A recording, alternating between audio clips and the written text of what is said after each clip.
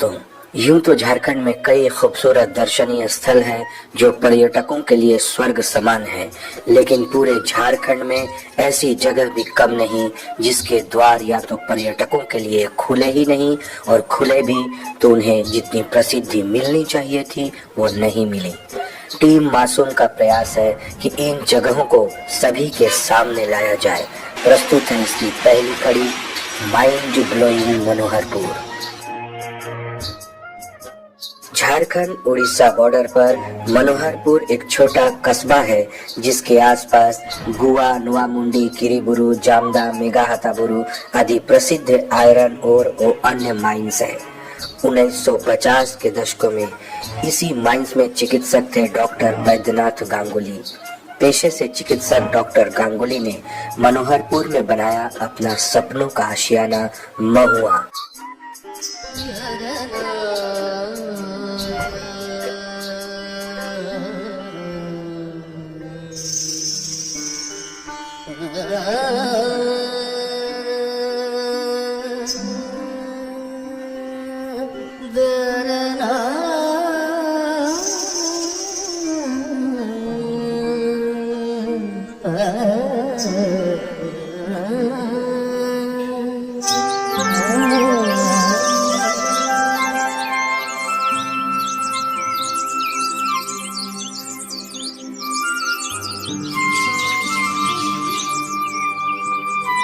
कई उतार चढ़ाव के बाद डॉक्टर गांगुली का महुआ आज पर्यटकों का स्वप्न निवास बन गया है। शांति का एक ऐसा ठिकाना जहां सुकून के 2 पल गुजारने के लिए आप बार बार आना चाहेंगे।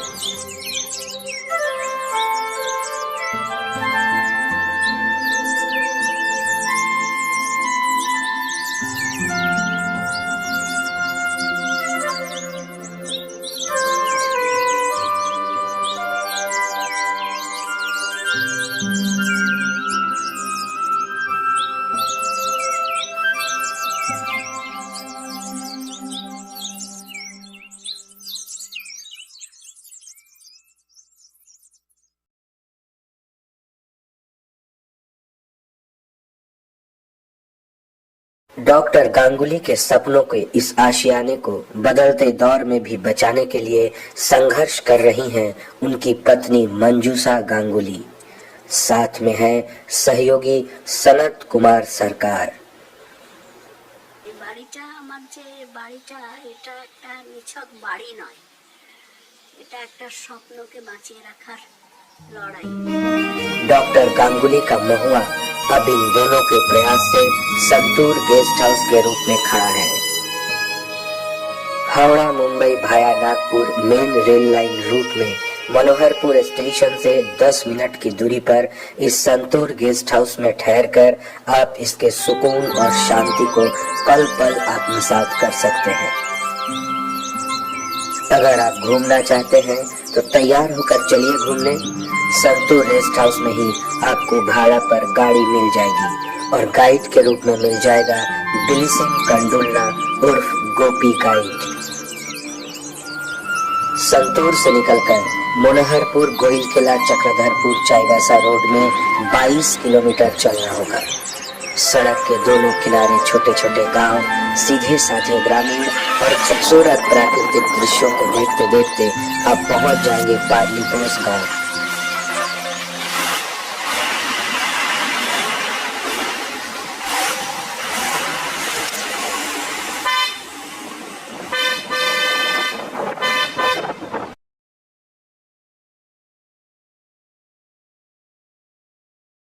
यहाँ से दाहिने मुड़ने पर मिलेगा समीज आश्रम या विश्व कल्याण आश्रम।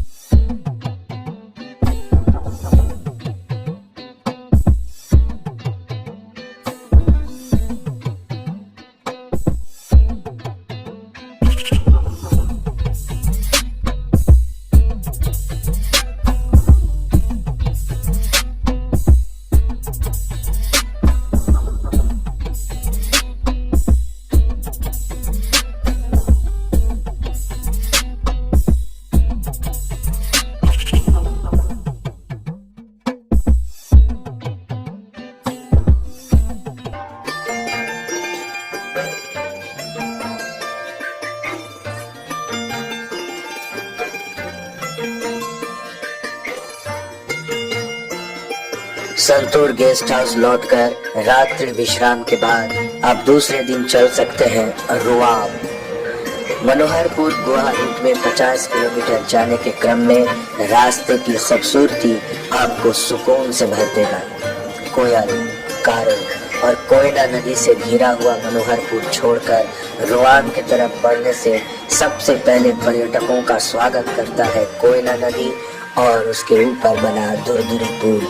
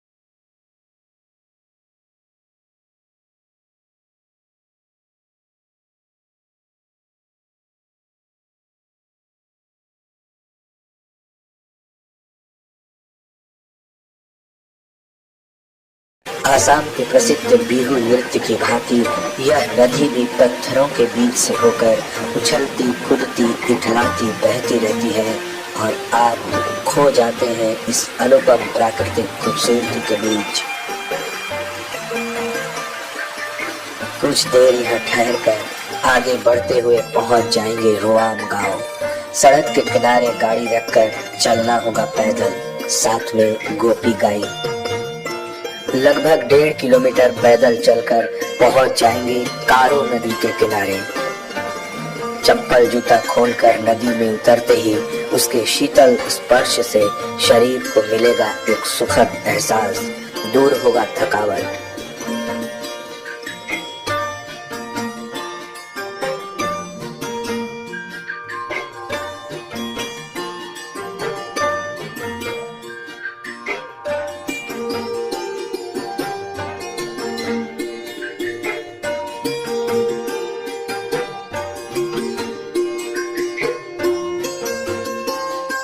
घने जंगलों के बीच इस नदी के उस पार जाना होगा, पर संभल कर, क्योंकि कहीं कहीं फिसलन भी है रंगीन पत्थर के टुकड़े और छोटी मछलियां।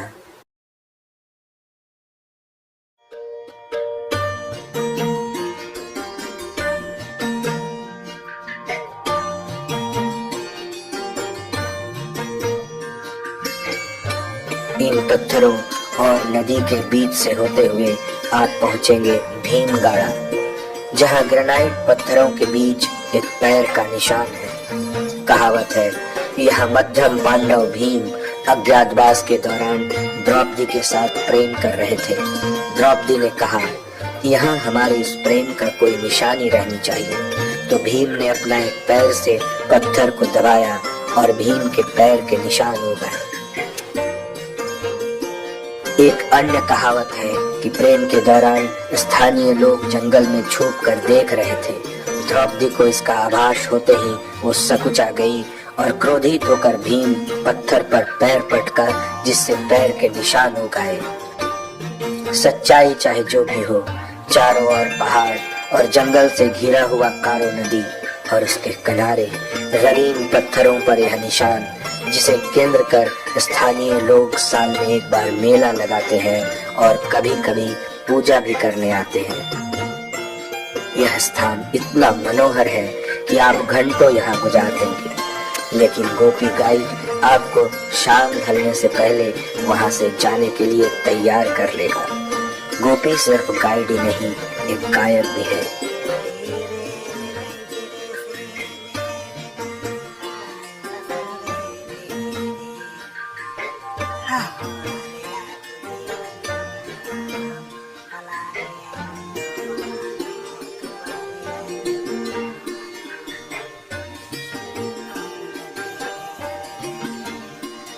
और उसी रास्ते से वापस जब मनोहरपुर लौटेंगे तब भी यहाँ का मनोहारी रूप आपकी आंखों के सामने होगा। मनोहरपुर के संतूर गेस्ट हाउस को केंद्र में रखकर आप इस दो खूबसूरत जगह के अलावे